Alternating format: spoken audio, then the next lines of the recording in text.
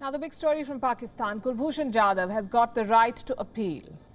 It's a very big development in his case and a hard-fought win for India. Kulbhushan Jadhav, as many of you would know, is an Indian national unlawfully held in Pakistan. He's been languishing in a Pakistani jail for more than 4 years now. All this while, he was denied consular access, meaning he could not access support from Indian diplomats in Pakistan.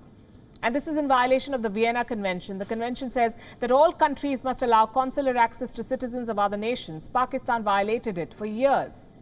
It charged Kulbhushan Jadhav with espionage and terrorism.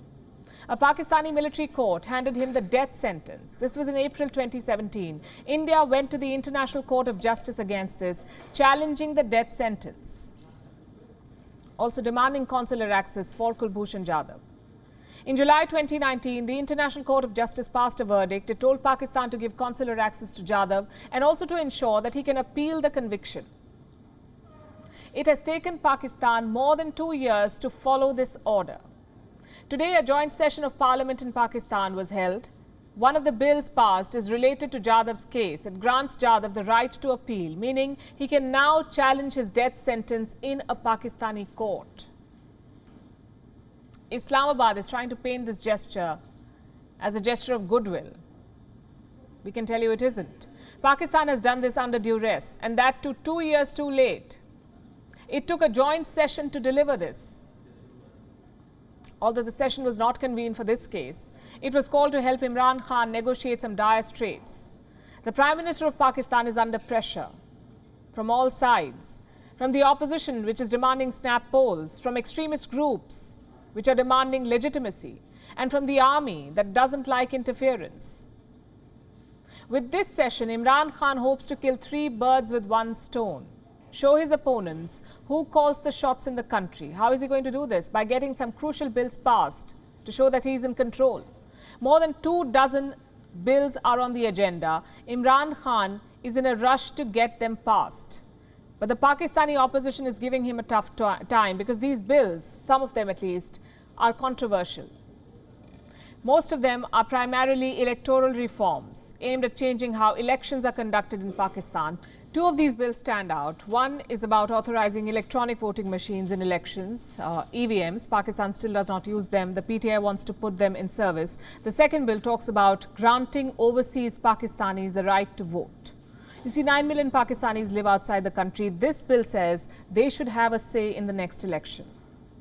And to get these bills passed, Imran Khan convened a meeting of his allies. It took place on Monday. It was attended by the Muttahida Qawmi Movement, MQM, the Pakistan Muslim League, PMLQ, the Grand Democratic Alliance, and the Balochistan Awami Party. These are 4 of the PTI's strongest allies.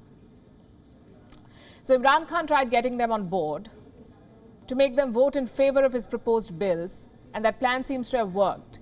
Both the bills on using EVMs in the next election and granting overseas Pakistanis the right to vote have been passed by the Pakistani parliament today, but not without a protest. The opposition staged a walkout. They accused the government of bulldozing the bills, of not counting all of the opposition's votes. They labelled EVMs as evil and vicious machines.